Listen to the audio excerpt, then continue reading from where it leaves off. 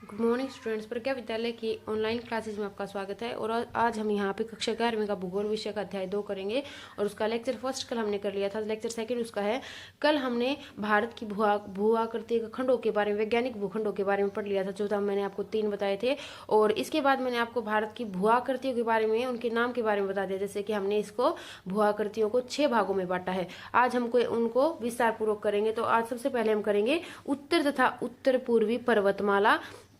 उत्तर में जैसे हमारे हिमालय पर्वत, और उत्तर पूर्वी जो राज्य हैं उनकी जो पर्वतमालाएं हैं, जो श्रृंखलाएं हैं, उनके बारे में हम यहाँ पे पढ़ेंगे।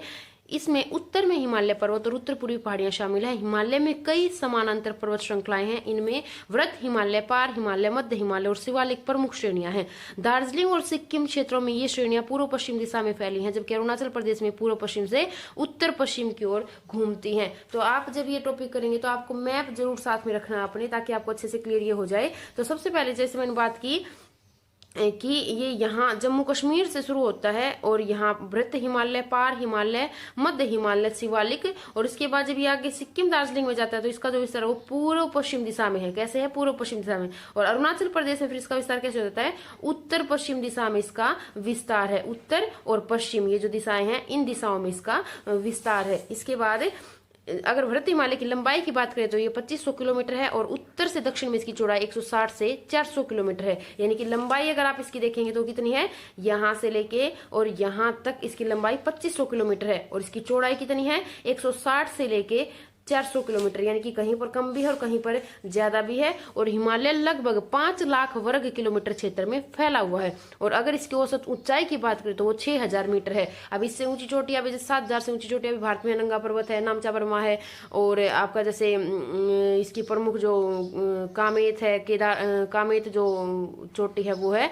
लेकिन अगर औसत ऊंचाई की अगर हम बात करें तो वो कितनी है? केवल 6000 मीटर इसकी ऊंचाई है। हिमालय भारतीय उपमहाद्वीप तथा मध्य पूर्वी एशिया के देशों के बीच एक मजबूत लंबी दीवार के रूप में खड़ा है। अब आपको ये तो पता है कि भारत का उत्तर में हिमालय पर्वत होने के कारण हम अन्य एशियाई देशों से अलग हो जाते हैं। हमारे बीच में ये दीवार की तरह खड़ा है। हिमालय एक प्राकृतिक रोधक नहीं बल्कि जलवायु, अपवाह और सांस्कृतिक विभाजक भी है। और हिमालय के कारण हमारी जलवायु भी प्रभावित होती है। अपवाह तंत्र यानी कि हमारी नदियां हैं, उनके ऊपर भी इसका प्रभाव पड़ता है, और हमारी संस्कृति पर भी इसका प्रभाव देखा जा सकता है। हिमालय पर्वतमाला में अनेक क्षेत्रीय भिन्नताएं हैं। उच्चावच और पर्वत श्रेणियों के आधार पर हिमालय को निम्नलिखित उपखंडों में बांटा जा सकता है। अब हिमालय पर्वत को भी हम उसकी विशेषताओं के आधार पर, या फिर कहें कि उसकी उच्चावच और पर्वत श्रेणियों की विशेषताओं के आधार पर हम 5 भागों में बांटते हैं। सबसे पहला जो भाग है वह कश्मीर या फिर उत्तर पश्चिमी हिमालय, जो कहाँ पे है? कश्मीर के अंदर है, जम्मू कश्मीर के अंदर है। हिमाचल या फिर इसी का नाम जो हिमाचल और उत्तरांचल जो हिमालय है वो, तो ये है हिमाचल प्रदेश और उत्तराखंड के अंदर। थर्ड है दार्जिलिंग और सिक्किम। दार्जिलिंग जैसे आपका पश्चिम बंगाल का क्षेत्र है, और सिक्किम इन 2 क्षेत्रों में फैला हुआ है। अगला हमारा अरुणाचल हिमालय, और लास्ट है पूर्वी पहाड़ियां और पर्वत। तो एक बार आप इनको मैप में अगर देखेंगे तो सबसे पहला जम्मू कश्मीर का जो हिमालय मैंने बताया वो यहाँ पे कश्मीर हिमालय, उत्तरांचल और हिमाचल हिमालय आपका यहाँ पे, सिक्किम और दार्जिलिंग जो मैंने बताया वो यहाँ पे आपका हिमालय, अरुणाचल हिमालय, और इधर को जो क्षेत्र हैं ये आ जाते हैं हमारे उत्तरी पूर्वी पर्वतमालाओं में। तो ये 5 इसके प्रमुख उपखंड हैं या उप क्षेत्र हैं। अब एक एक को हम करते हुए चलेंगे विस्तार पूर्वक। सबसे पहले आज हम करेंगे कश्मीर या फिर उत्तर पश्चिमी हिमालय। तो कश्मीर हिमालय में अनेक पर्वत श्रेणियां हैं। इसमें अगर देखेंगे तो आप छोटी छोटी बड़ी श्रेणियां हैं, जैसे काराकोरम, लद्दाख, जोस्कर और पीर पंजाल। कौन कौन सी हैं? ध्यान से देखिए इनको। काराकोरम, इसका विशेष महत्व, क्योंकि भारत की जो हिमालय पर्वत की सबसे ऊंची चोटी है जिसको हम K2 बोलते हैं, वो कहाँ पे है? वो काराकोरम पर स्थित है। लद्दाख, जोस्कर और पीर पंजाल ये प्रमुख इसकी श्रेणियां हैं। कश्मीर हिमालय का उत्तर पूर्वी भाग जो वृत्त हिमालय और काराकोरम श्रेणियों के बीच स्थित है, एक ठंडा रेगिस्तान है। मोस्ट इंपोर्टेंट आपका क्वेश्चन एनसीईआरटी का क्वेश्चन आपका दिया गया है कि ठंडा रेगिस्तान कहाँ पे है। तो देखिए ध्यान से, आपका क्वेश्चन का आंसर सिर्फ इतना होगा कि ये कश्मीर हिमालय में, और कहाँ पे है? किसके बीच में? वृत्त हिमालय और काराकोरम श्रेणियों के बीच में स्थित है। अब एक बार आप मैप को साथ में देख लें। ये आपका जो है, ये हम बात कर रही हूँ श्रीनगर का जो क्षेत्र है या कश्मीर का जो हिमालय है उसकी बात हम कर रहे हैं। तो ये आपका काराकोरम है, और K2 जो ऊंची छोटी मैंने आपको बताई वो यहाँ पर स्थित है। काराकोरम, इसी के नीचे लद्दाख, फिर जोस्कर, और इधर आपका आ जाता है पीर पंजाल। क्या आ जाता है? पीर पंजाल। और बीच में रह गया हमारा वृत्त हिमालय। तो यहाँ पीर पंजाल और वृत्त हिमालय दोनों के बीच में क्या है? हमारा ठंडा रेगिस्तान। कौन सा रेगिस्तान? ठंडा रेगिस्तान या ठंडा मरुस्थल भी इसको हम बोल सकते हैं। वृत्त हिमालय और पीर पंजाल के बीच में ही विश्व प्रसिद्ध कश्मीर घाटी और डल झील, कश्मीर की घाटी और डल झील भी यहीं पर स्थित है। दक्षिणी एशिया की प्रमुख हिमानी नदियां, आप साथ साथ करते चलना कि क्या क्या यहाँ पर हम करेंगे। यहाँ पर जैसे झील मैंने आपको बताई, हिमानी यानी कि बर्फ की नदी जिसको हम कहते हैं, जिसको ग्लेशियर हम बोलते हैं, तो वो है बलटोरो और सियाचिन। सियाचिन का नाम तो जैसे आपने सुना है, वो सबसे ठंडा ये हमारे भारत का क्षेत्र में से एक आता है। सबसे अगर कहूँ कि सबसे जो ठंडी हिमानी है वो हमारी सियाचिन है। सियाचिन ग्लेशियर जैसे हम बार बार नाम सुनते हैं, बलटोरो और सियाचिन हमारे दो ग्लेशियर प्रमुख यहाँ पे हैं। कश्मीर हिमालय में करेवा, अब एक बार फिर से ध्यान दें आप, आपका ये प्रश्न एनसीईआरटी का है। कश्मीर हिमालय में क्या है? करेवा। जैसे आपका प्रश्न बनता है करेवा कहाँ पर है, तो वो कश्मीर हिमालय में है। कि करेवा के लिए प्रसिद्ध है, जहां जाफरन की खेती होती है। करेवा क्या होता है वो आप देख लें एक बार, करेवा नाम दिया गया है हिम नदी मृत्तिका के निक्षेप से। ऊपर जैसे मैंने आपको हिमानी बताई, तो आप एक बार इसको समझने की कोशिश करें। जो हिमानी होती है बर्फ की नदी, जैसे नदी भी डिपोजिशन करती है, नदी भी क्या करती है? अवसादों का जमाव। तो जो बर्फ की नदी होती है वो भी क्या करती है? अवसादों का जमाव करती है। लेकिन उसके में जो अवसाद उसमें क्या होती है? मृत्तिका, क्ले, जो बिल्कुल जो मैं कहूँ कि बारीक जो मिट्टी होती है वो होती है। तो उसके जमाव से क्या बनता है? करेवा। और इस पर किसकी कृषि की जाती है? जाफरान की कृषि इसके ऊपर सबसे ज्यादा की जाती है।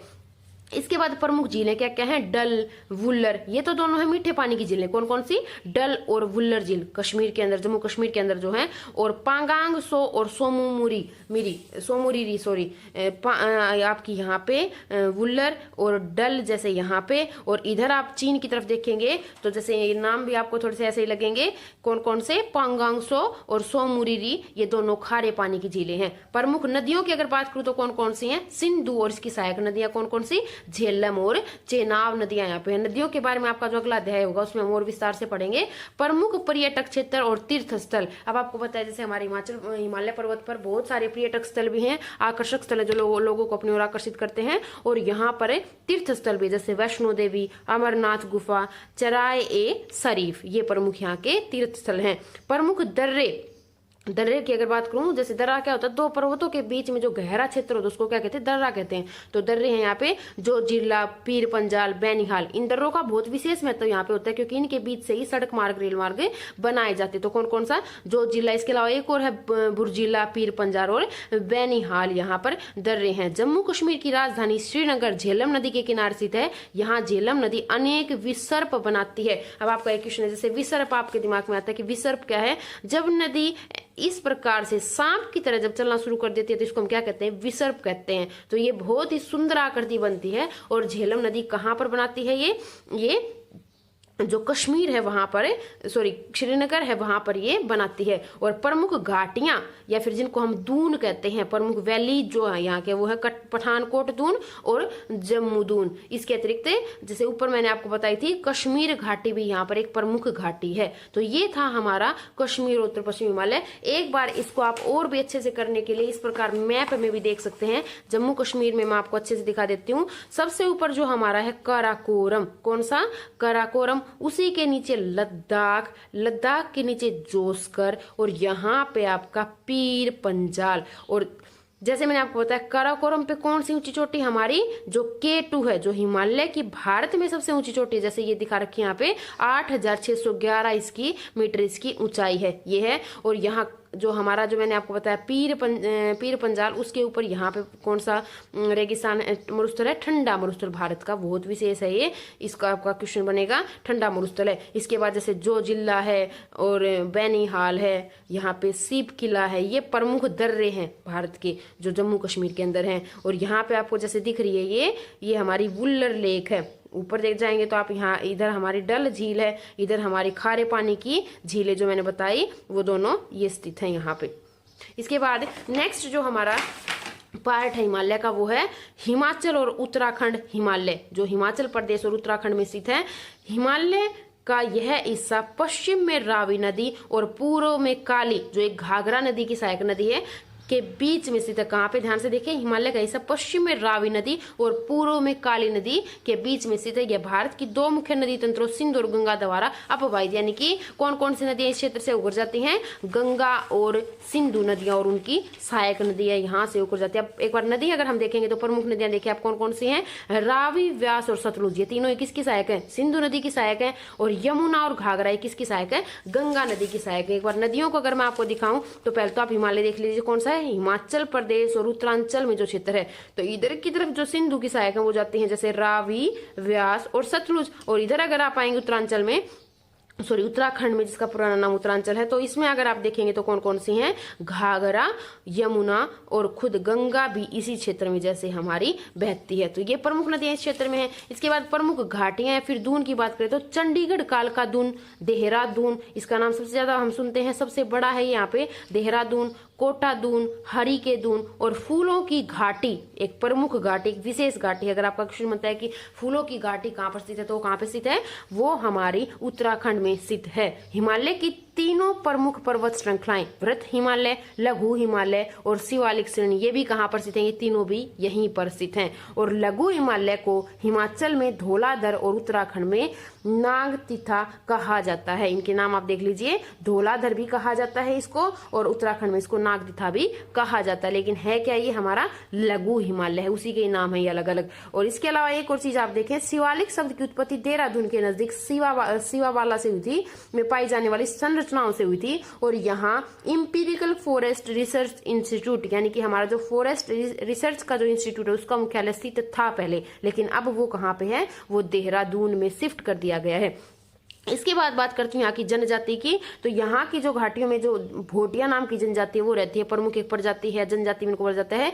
ये ग्रीष्म ऋतु में तो बुग्याल में चले जाते हैं। अब क्वेश्चन देखिए क्या बनता है, बुग्याल क्या है, ऊंचे घास स्थल जो होते हैं, ऊंचे ऊंचे पहाड़ों पर जो घास, उनको बुग्याल बोलते हैं। लेकिन सर्दियों में ये ज्यादा ठंड जब ऊपर पड़ जाती है तो कहाँ जाते हैं, घाटियों में, यानी कि इसको हम क्या बोलते हैं, ऋतु प्रवास बोलते हैं। अपने पशुओं के साथ घास की तलाश में कहाँ आते हैं, इन घाटियों में नीचे चले जाते हैं। जो घाटियां हमने ऊपर बताई इनमें ये चले आते हैं, और सर्दियों में ये ऊपर, सॉरी गर्मियों में ये ऊपर बुग्याल में चले जाते हैं। और प्रमुख क्षेत्र जो इसके हैं, इसके अलावा जो कहूँ कि संगम स्थल भी है यहाँ पर, और प्रमुख और स्थल भी हैं, गंगोत्री यानी कि गंगा का जो उद्गम स्थल है उत्तराखंड में है, यमुनोत्री ये भी उत्तराखंड में, केदारनाथ, बद्रीनाथ और हेमकुंड साहिब शामिल है। यानी कि अगर हम देखें तो यहाँ पर बहुत ही पर्यटक स्थल मौजूद है। इसके अलावा एक बार ऊपर देखिए कि यहाँ 5 प्रमुख नदी संगम है जिनको प्रयाग बोला जाता है। और एक जैसे आपको याद ही होगा, गंगा और यमुना नदी कहाँ मिलती है, देव प्रयाग में मिलती है। तो यहाँ पर प्रमुख 5 नदी संगम है। इनको विस्तार पूर्वक हम अगले अध्याय में जो अपवाह तंत्र वाला लेसन होगा उसमें हम इनको करेंगे। अब एक बार फिर से आप मैप अगर पढ़ना चाहें तो कैसे बनेगा, आप फ्री हैंड भी बना सकते हो, और अगर आपके पास इस प्रकार का मैप है तो उसमें भी आप कर सकते हैं। और फ्री हैंड भी बनाए तो आप देखिए कैसे करेंगे, इस प्रकार से आप जम्मू कश्मीर की फ्री हैंड बाउंड्री बना लेंगे। सबसे पहले काराकोरम दिखा देंगे, उसके ऊपर हम क्या दिखा देंगे, K2 सबसे ऊंची चोटी भारत की, हिमालय पर्वत की, इधर नंगा पर्वत सॉरी, और इधर आप जाएंगे तो लद्दाख और जोस्कर श्रेणी, और नीचे पीर पंजाल। और ये जो मैंने करा है ये हमारा जो ठंडा जो रेगिस्तान है वो, और इधर आप देखेंगे कैलाश श्रेणी तिब्बत के अंदर, और ये हमारा जोजिला, बैनीहाल, सीप किला जो मैंने आपको क्या बताए थे अभी, दर्रे जो प्रमुख हमारे बताए थे वो। अगर आप देखें कि अगर मैं कहूँ ग्लेशियर की तो सियाचिन ग्लेशियर है जैसे, वो हमारा ऊपर यहाँ रह जाता है। तो ये क्षेत्र इसमें प्रमुख आते हैं। अगर इसी प्रकार से आप हिमाचल प्रदेश और उत्तराखंड का मैप बनाए तो उसमें भी आप इसी प्रकार से फ्री हैंड भी कर सकते हैं, और जैसे मैप अगर आपके पास है तो यहाँ इनमें भी आप कर सकते हैं। अब एक बार आप मैप में और इनको देख लीजिए कि जो हमारा जो मैंने आपको बताया लघु हिमालय है वो कहाँ, क्या क्या चीजें उसके अंदर आती हैं। तो लघु हिमालय में जैसे मैंने आपको बताया कहाँ कहाँ पे है, हिमाचल प्रदेश और उत्तराखंड में ये हमारा फैला हुआ है। तो ये जो क्षेत्र है यहाँ से शुरू होकर यहाँ पर हमारे तीनों हिमालय, वृत्त हिमालय सबसे ऊपर, फिर मध्य हिमालय, और फिर हमारी शिवालिक की श्रेणी जो हरियाणा की बाउंड्री को टच करके जाती है, तीनों की तीनों श्रेणियां इसके अंदर आती हैं। देहरादून है जैसे फूलों की घाटी है, चंडीगढ़ कालका दून जैसे हिमाचल प्रदेश में आ जाता है। तो ये सारे दून यहाँ पे प्रमुख है। नदियां जैसे आप देखेंगे तो रावी, व्यास और सतलुज ये तीनों नदियां प्रमुख जाती हैं। इधर अगर आप देखेंगे तो पहले यमुना नदी जैसे बाउंड्री बनाती है हरियाणा और उत्तर प्रदेश की, इसके बाद गंगा नदी और घाघरा नदी, इन दोनों के बीच में ये प्रमुख नदियां यहाँ पर स्थित हैं। तो ये हमारा आज के सिर्फ हम 2 ही जो हिमालय के जो भाग है वो करेंगे। अगले जो 3 भाग इसके बचते हैं, जैसे दार्जिलिंग और सिक्किम, अरुणाचल, हिमालय और पूर्व पहाड़ियां पर्वत, ये हम अगली क्लास में करेंगे। जितना हमने करा उतना आप कॉपी में नोट डाउन करें, और जो छोटे प्रश्न जैसे मैं बनवाती हूँ वो भी आप करें और इनको अच्छे से याद करें। Thank you.